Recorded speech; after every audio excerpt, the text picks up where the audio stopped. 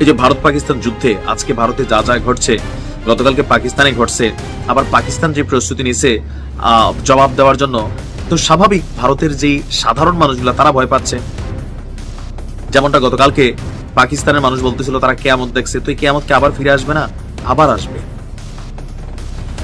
বন্ধ হবে কোথায়? হবে না।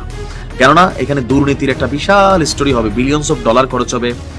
তারপরে হচ্ছে ধরেন নেতা এমপি মন্ত্রীরা পয়সা কামাবে, আর টোটান্না কথাবার্তা বলবে টেলিভিশন ক্যামেরার সামনে, আমরা ভুকানাঙ্গা জাতি, এই দেশগুলোর যারা আছি আমরা উজ্জীবিত হব।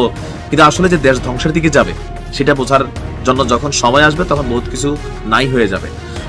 কাশ্মীরে হামলার ঘটনায় এবার যখন ভারতের বিরুদ্ধে পাকিস্তানের জাতীয় নিরাপত্তা কমিটি তাদের সশস্ত্র বাহিনীকে হামলার অনুমতি দিয়ে দিছে, তখন ভারতের সীমান্তবর্তী গ্রামের যে বাসিন্দাগুলা, আপনি দেখেন না আমাদের টেকনাফ, তারপর খাগড়াছড়ি যে অঞ্চলগুলো আছে বা চট্টগ্রামের, ওই আরাকান আর্মি ওদিকে একটা গুলি করলে দিকে সে খোসা পড়ে কিনা, মানুষ আতঙ্কে থাকে। তাদের গোলাগুলিতে বাংলাদেশের মানুষ গুলিবিদ্ধ হইতে, তাদের মর্টার শেল এই দেশে বিস্ফোরণ হয়েছে, তাদের যুদ্ধ বিমান বাংলাদেশের আকাশ সীমাতে ঢুকে যাচ্ছে।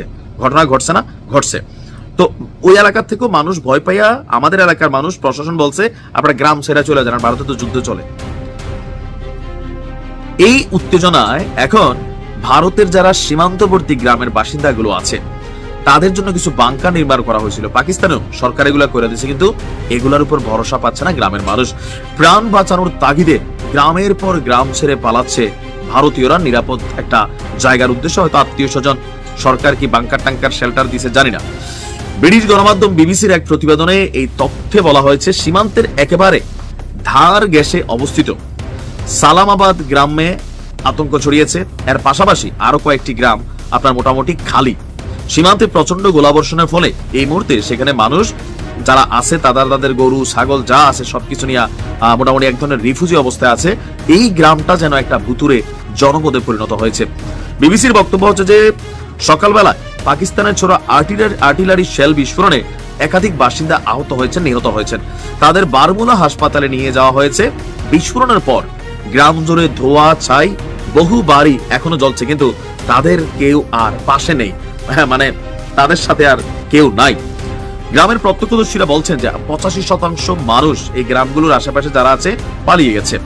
সরকার কিছু জানায়নি, জানালে আগেই চলে যেতাম। পুরা জানতো গোলাবর্ষণ হতে পারে, তবু আমাদের ফেলে রেখেছে। বুঝতেন? আমি ভিডিওর প্রথমে যে কথাটা বললাম যে পাকিস্তান যে আর্টিলারি হামলা চালাবে এটা ভারত সরকার জানতো না। তারা তাদের গ্রামবাসীর জন্য কি নিরাপত্তা সিস্টেম দিচ্ছে? বা পাকিস্তানেরই আমি বলছি যে ভারত অভিযান চালাবে, আমরা আগের দিন নিউজ করতেছি, পাকিস্তান কি জানে না? তারা তো নির্দিষ্ট লোকেটেড টার্গেট গুলো আগে থেকে